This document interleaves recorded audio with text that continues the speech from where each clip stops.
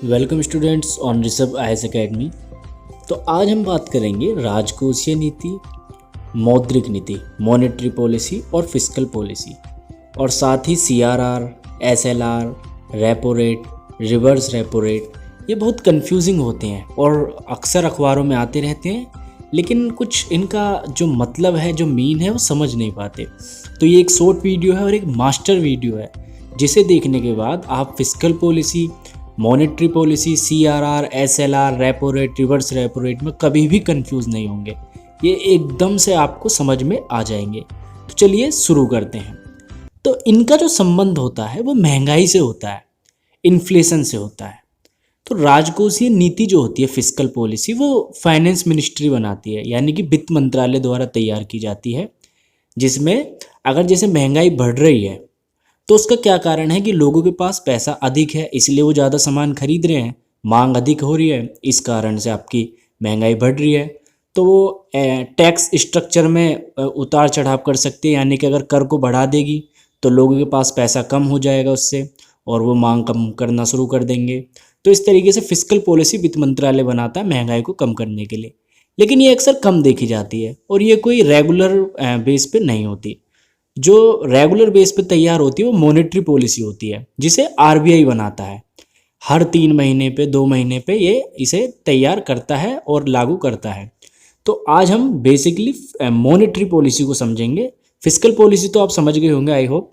तो monetary policy RBI जारी करता है, जिसमें वो सीआरआर यानी कि कैश रिजर्व रेशो, एसएलआर, ये जो वैधानिक तरलता अनुपात होता है वो, रेपो रेट और रिवर्स रेपो रेट को कम ज़्यादा करके मॉनेटरी पॉलिसी तैयार करता है और महंगाई को स्थिर करने की कोशिश करता है। तो इसका संबंध आप समझ गए होंगे, इन्फ्लेशन से होता है, महंगाई को कम या ज़्यादा करने का।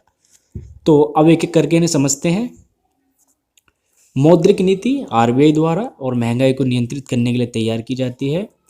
तो पहले सीआरआर यानी कि कैश रिजर्व रेशो, ये क्या होता है? बैंकों को अपने पास कुल जमा धन का कुछ भाग आरबीआई के पास रखना होता है, जो सामान्य तौर पर 4% के आसपास रहता है।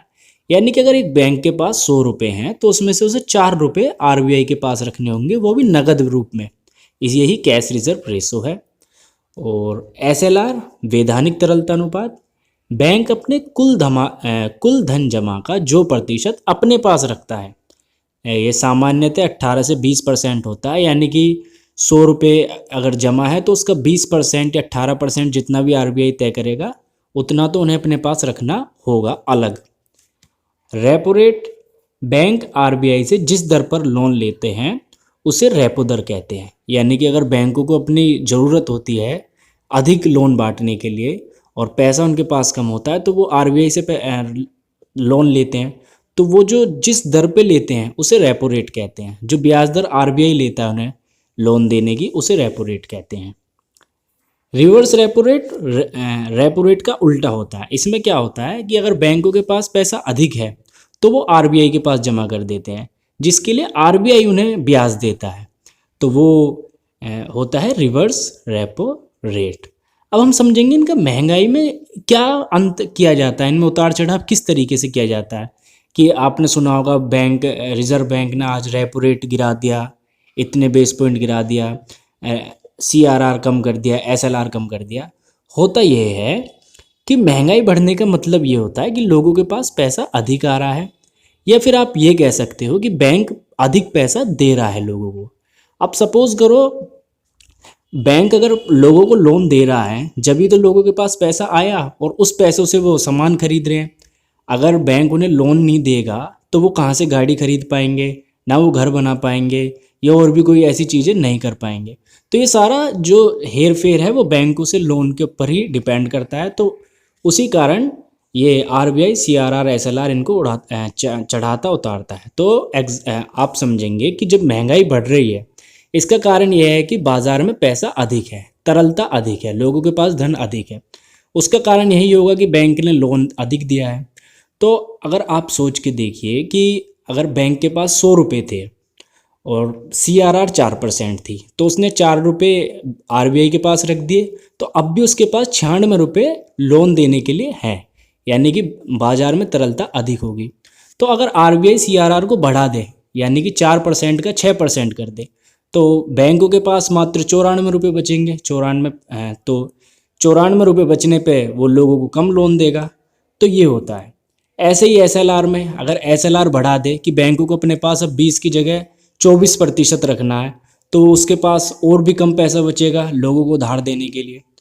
तो आप समझ गए होंगे CRR SLR में क्या होता है। जब महंगाई बढ़ती है तो RBI CRR और SLR को भी बढ़ा देता है, ताकि बैंक लोगों को कम धन दे, कम लोन दे, और लोगों के पास तरल जो शक्ति है, क्रय क्षमता है, वो कम हो और वो कम खरीदना शुरू करें, जिससे महंगाई अपने आप नीचे आ जाए। ऐसा ही रेपो रेट और रिवर्स रेपो रेट में होता है। क्या होता है कि आप सपोज बैंकों के पास पैसा अगर ख़त्म हो गया तो वो RBI से पैसा लेंगे और उसे फिर वो लोन में देंगे, क्योंकि ये तो बैंक का काम होता है। लोन से ही तो उसकी असली कमाई होती है, जो लोन से उसे ब्याज प्राप्त होता है। तो अगर RBI उसे बढ़ा देता है रेपो रेट को, तो उन्हें अधिक ब्याज दर पर पैसा मिलेगा।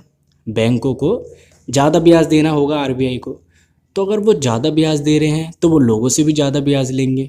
तो ऐसे में लोग अपना लोन कम लेंगे बैंक से। अगर बैंक पहले 8% में दे रहा था, अब रेपो रेट बढ़ा दिया तो अब 10% में देगा। तो लोग ये सोचेंगे कि भाई ये थोड़ा कम हो जाए ब्याज रेट जब लोन लेंगे, तो उनकी क्रय क्षमता कम होगी और वो कम आपका ख़रीदारी करेंगे, इससे महंगाई नीचे आएगी। और ऐसा ही रिवर्स रेपो में है। रिवर्स रेपो में ये है कि अगर RBI उन्हें ज़्यादा ब्याज दे रहा है तो बैंक क्यों अपना पैसा मतलब रिस्क लेंगे लोगों को देके, क्योंकि वो डूबने के चांस ज़्यादा रहते हैं।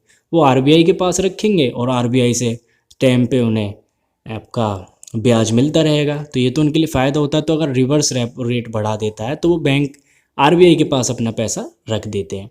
तो आप समझ गए होंगे कि इसका महंगाई से किस तरीके से संबंध है। और यही अगर ये होता है, अगर महंगाई बहुत कम हो रही है, मंदी आ रही है, तो वो इन्हें कम करना शुरू कर देता है, जो हाल ही में कोविड-19 के बाद उसने शुरू किया है। Repo rate, reverse repo rate, CRR SLR ये सब घटा दिए हैं, ताकि लोगों की क्रय क्षमता बढ़े, लोगों के पास पैसा आए, वो खरीदारी करें। अगर खरीदारी करेंगे थोड़ी महंगाई बढ़ेगी, इन्फ्लेशन बढ़ेगी, और अगर मांग बढ़ेगी मार्केट में तो रोजगार भी पैदा होगा। तो ये सारा एक चक्रीय अर्थव्यवस्था, मतलब ये सब एक घूम के एक ही जगह बात टिकती है। तो आई होप आप आज CRR SLR, reverse repo rate, monetary policy, fiscal policy सब समझ गए होंगे। और अब भी कोई कन्फ्यूजन रहती है तो आप कमेंट कर पूछ सकते हैं, मुझे कुछ सजेशन दे सकते हैं।